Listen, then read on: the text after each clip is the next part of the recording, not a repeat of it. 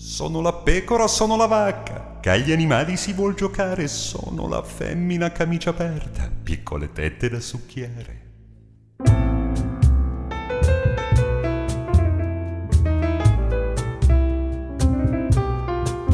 Sotto le ciglia di questi alberi, nel chiaroscuro dove son nato, che l'orizzonte prima del cielo era lo sguardo di mia madre, che Fernandinho è come una figlia, mi porta a letto caffè e tapioca, e a ricordargli che è nato maschio sarà l'istinto, sarà la vita, e io davanti allo specchio grande mi paro gli occhi con le dita, a immaginarmi tra le gambe una minuscola fica.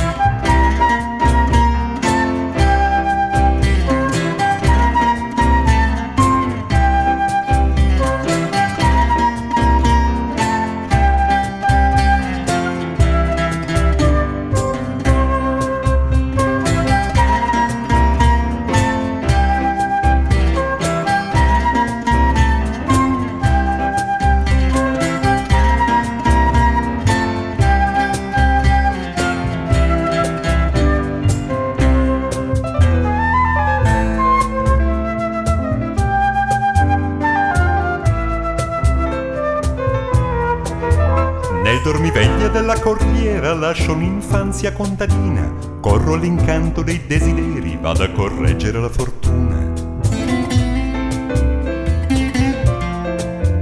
Nella cucina della pensione mescolo i sogni con gli ormoni, ad albeggiare sarà magia, saranno seni miracolosi, perché Fernanda è proprio una figlia, come una figlia vuol far l'amore, ma Fernandinho resiste, vomita e si contorce dal dolore, e allora il bisturi per segna i fianchi in una vertigine di anestesia, finché il mio corpo mi rassomigli sul lungomare di Bahia.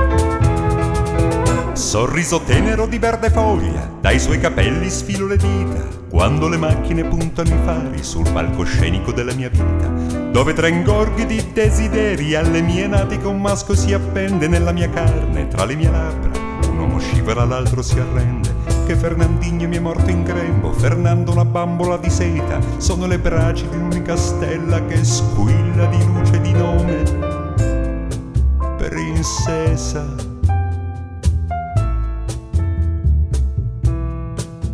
A un avvocato di Milano, ora princesa regala al cuore un passeggiare recidivo nella penombra di un balcone.